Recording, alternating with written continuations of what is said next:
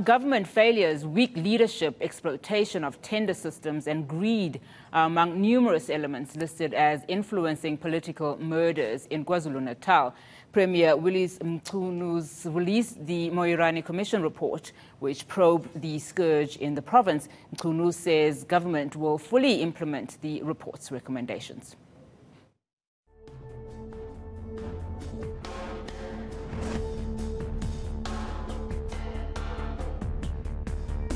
KwaZulu-Natal politicians need to take responsibility for the province's culture of intolerance.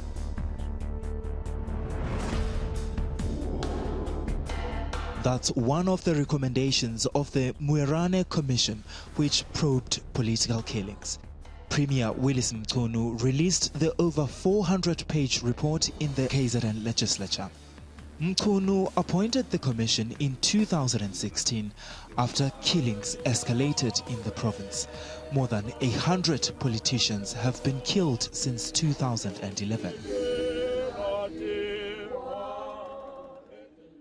Dozens of witnesses who took to the stand blamed the ANC, police, and even claimed the province's independent police investigative directorate was dysfunctional. One activist painted a picture of an ANC driven by greed and claimed that the notorious Gleblands hostel was a reservoir of hitmen. I've just received news now that the hitmen from Gleblands went to Mzimkhulu, shot the last 3 ANC councillors. The Independent Police Investigative Directorate's ethics manager claimed its KZN branch was closing cases irregularly. I told the public protector that every case closed here is equal to 1 count of defeating the ends of justice. And in my view, there are thousands of counts of defeating the ends of justice.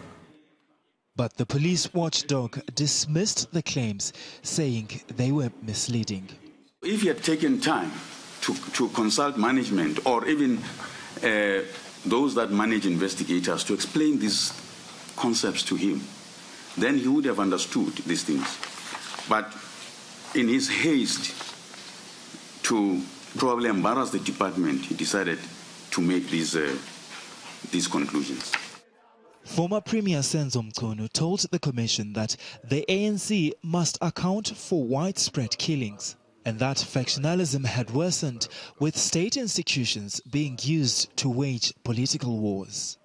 The other factor in the competition is the syndrome, which we can call my or our turn to eat, has come.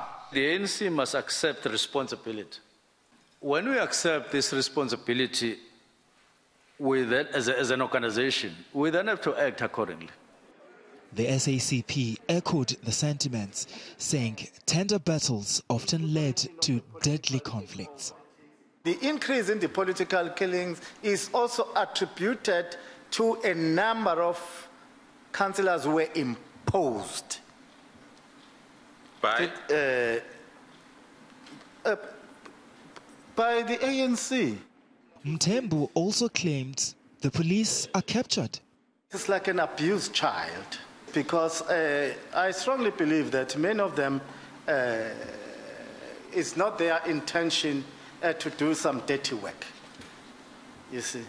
But there is this peer pressure that you need to please the powers that be. The ANC says political bloodshed is a side effect of a culture of violence created by apartheid. It says contestations of power, careerism, and interpolitical conflicts are among the factors influencing the murders. The ANC wish to caution against and dispute the view that the killings are the ANC's problem alone.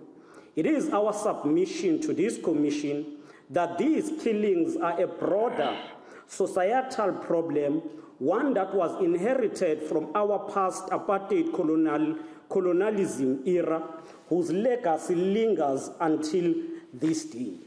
This political analyst says the ANC needs to fix its structures.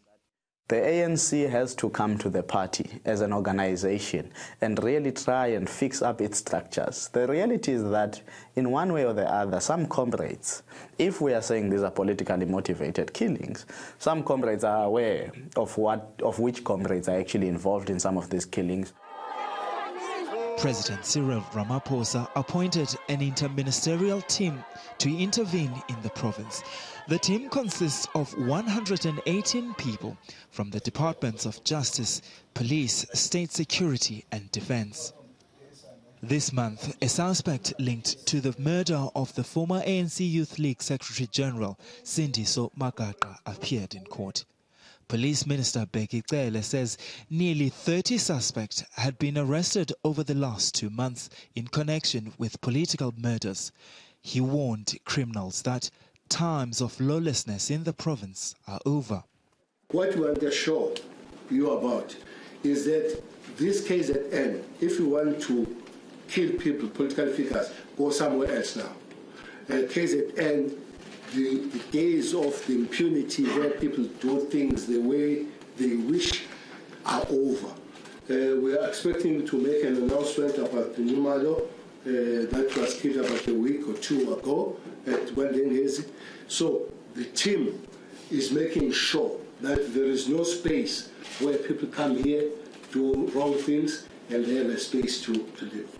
We work very well. We are very pleased the way the team, we are very pleased the way we work with the political leadership here under the Premier, acting Premier, the MAC. Our job is to make sure that the people of South Africa, in particular this province, are safe. The Moerane Commission report recommends that political parties must educate their members about the universal practice of peaceful political competition. There needs to be political education and governance education for councillors, as there seems to not be a clear indication or appreciation by the councillors of their immediate roles and responsibilities in the community. Social activist Mary De Haas says justice must prevail. What we want to see, I guess, is successful prosecution. So perhaps this time they've put together a better team of detectives and they seem to have some experienced prosecutors working with them. So we'll hope for the best. But as I said, what we want to hear is convictions, not just arrests. Premier Willies Mchunu says he's prepared to take the toughest measures, even considering a state of emergency to prevent the killings in the province. The suggestion of a state of emergency, I don't want to rule it off. I don't want to rule it off. It's a suggestion. The reason I would not want to rule it off is because I do not know what is going to happen in the build-up to the elections next year. I don't know. But if political parties are able to constrain their members, we will not need the state of emergency. Mchunu says his government will implement some of the recommendations, while others will be escalated to national government for consideration. He says he's engaging with traditional leaders, civil society and political parties to ensure calm ahead of the 2019 elections.